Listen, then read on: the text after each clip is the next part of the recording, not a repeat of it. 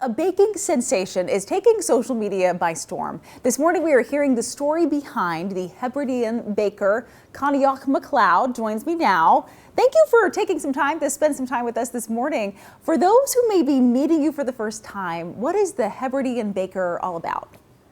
So I'm from the Isle of Lewis, which is the furthest north of the Outer Hebrides of Scotland. Put into perspective, I'm closer to the south coast of Iceland than the south coast of England. So we're pretty far north, and it is a really special place of unique culture.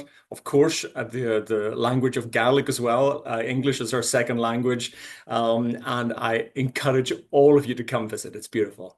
Wow, that sounds gorgeous. You've been Scotland's best-selling cookbook author for the past 4 years. What makes your books resonate with people in Scotland, but across the world? So I my four cookbooks I've had out, Hebridean Baker series of cookbooks. They've just resonated in Scotland and across the world. I think why they've resonated so much is I call myself a baker, and so I'm not trying to make anybody into a Michelin star chef. I want to make people inspire people to go back into the kitchen and try recipes with a Scottish twist, or to look at traditions of recipes from, you know, parts of nostalgia. Maybe their aunt or their granny used to make this recipe, and I brought them back. And it really seems to make people smile.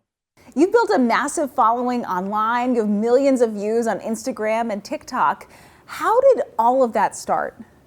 I was inspired by the recipes that I was taught by my aunt. My Aunt Bella, she's now 96. She's still my hero. She bakes every day.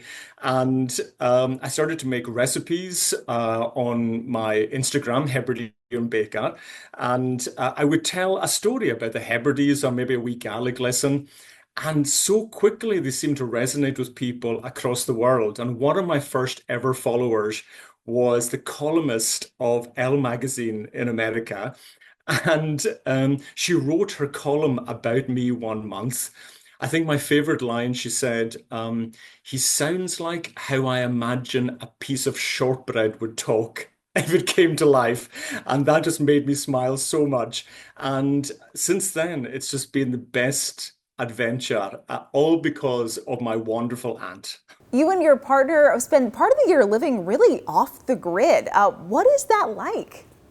Yeah, so myself and Patrick, my partner, we live in a little cabin. You can only get there by canoe, and you kind of paddle up. We leave our canoes under this little bridge, and then we paddle up. And I spend a lot of time doing amazing things around the world, but the moment I get in that canoe and I know I'm going home, and I start to paddle up, it's about a 20-minute canoe ride up to the cabin, and I can feel my shoulders relaxing and knowing I'm getting home. And yeah, we have no electricity, no running water, but I promise it's luxury. You see the view. We we bought ourselves a wood burning hot tub, and we've got the big stove in the cabin, and it's really special. And yeah, what else do you need in life? I hear you're building a farmhouse on the west coast of Scotland. So how far is that from where you are currently?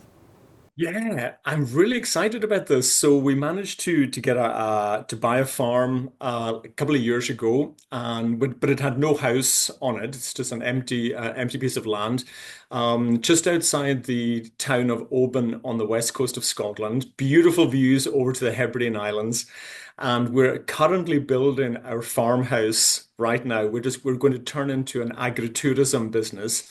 So people, world, hopefully, including Alabama, will be able to come and visit, learn about our kind of farming lifestyle in Scotland, meet our Highland cows, learn how to bake the Scottish way, and honestly, I cannot wait to welcome people and yeah, for them to learn about the Scottish lifestyle.